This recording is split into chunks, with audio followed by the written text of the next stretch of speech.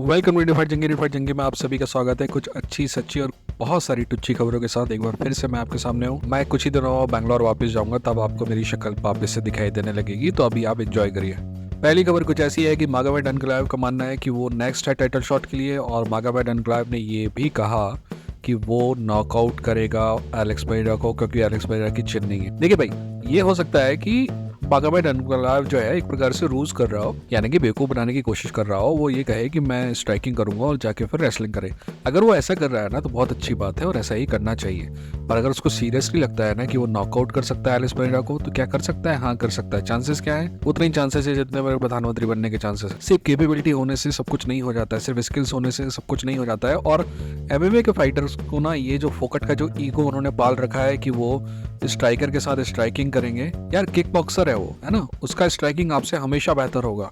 इसीलिए आपको वो करना है जहां पे वो कमजोर हो, इसी को जीतना कहते हैं। आप मिक्स मार्शल आर्टिस्ट हैं तो दूसरी मार्शल आर्ट का भी यूज कीजिए स्ट्राइकिंग के अलावा। और अगर आप बोलेंगे कि मेरा क्या ओपिनियन है इस फाइट के बारे में, टू बी ऑनेस्ट मुझे इस डिवीजन में इकलौता फाइटर अनकलाएव भी नजर आता है जो एलेक्स पेरेरा को हरा सकता है। तो I am interested to watch this fight. अगली खबर जो है वो चैंडलर और कॉनर मैकग्रेगर की फाइट को लेकर है। ये उड़ती उड़ती खबर है और माइकल चैंडलर भी इसको थोड़ा बहुत सजेस्ट कर रहे हैं कि शायद Conor McGregor versus Michael Chandler की फाइट जो है वो एक टाइटल के लिए हो।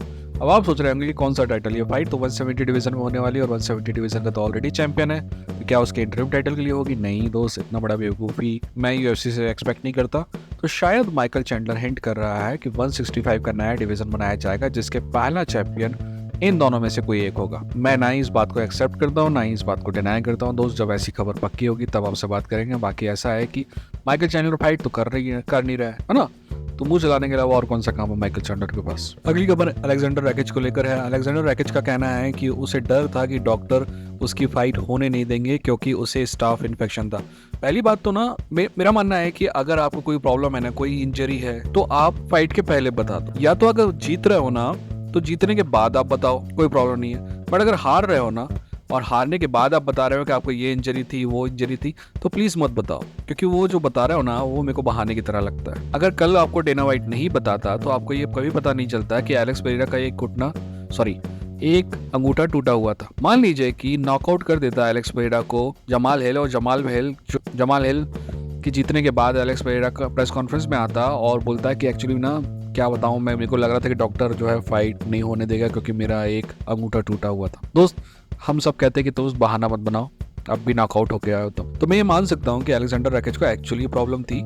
पर मैं ये इस बात से एग्री नहीं करता कि आप हारने के बाद दुनिया भर की चीजें लेके आओ। और दूसरी बात यार, ये स्टाफ इन्फेक्शन दुनिया भर के सारे जिम में, इंक्लूडिंग मेरा जो टुच्चा जिम हुआ करता था उसमें भी ये सब अलाउ नहीं है।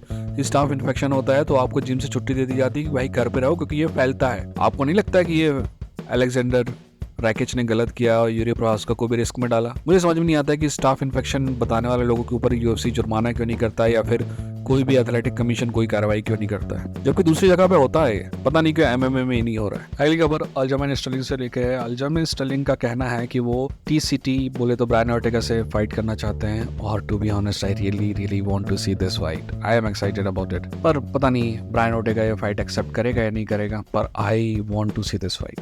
आई really want to see two very good grapplers fighting each other. Islam Makhachev के बारे में अरमान सरूकियन का कहना है कि वो फाइट टफ होने वाली है, पर वो इस्लाम मखाचेव को हरा सकता है। क्या मैं उसकी इस बात पे शक करता हूँ? नहीं। मेरा मानना है कि अरमान सरूकियन में शायद स्किल्स हैं कि इस्लाम मखाचेव को वो हरा सकता है, पर सिर्फ स्किल होने से ही सब कुछ नहीं होता है, जैसे कि मैंने आपको 1000 बार बताया है। पर मुझे लगता है कि इस फाइट के होने में भी अभी थोड़ा बहुत शक है, क्योंकि अगर इस्लाम मखाचेव बहुत एम्फेटिक तरीके से ओलिवेरा को हराता तो मैं पक्का मानता कि यह फाइट होने वाली है। पर जिस तरीके से उसने जीत हासिल की, और अब जो बड़े बड़े कमेंटेटर तो नहीं कहेंगे, बड़े बड़े जो एक्सपर्ट हैं जिन्होंने पहले कहा था कि अरमान सरूकियन ने फाइट जीता है, उस फाइट को दोबारा देखने के बाद उनका भी मूड जो है चेंज होता हुआ दिख रहा है कि एक्चुअली फाइट शायद ओलिवेरा जीता था, क्योंकि फाइट एंडिंग मैन्यूवर जो है ओलिवेरा के पास ज्यादा थे। एनीवेज उसके बारे में फिर कभी बात करेंगे। पर मुझे लगता है कि शायद जो है अभी थोड़ी देर फ्रिज में बैठना पड़ेगा अरमान सरूकियन को, क्योंकि इस्लाम मखाचेव की नेक्स्ट फाइट डस्टिन पोरिये से होने वाली है।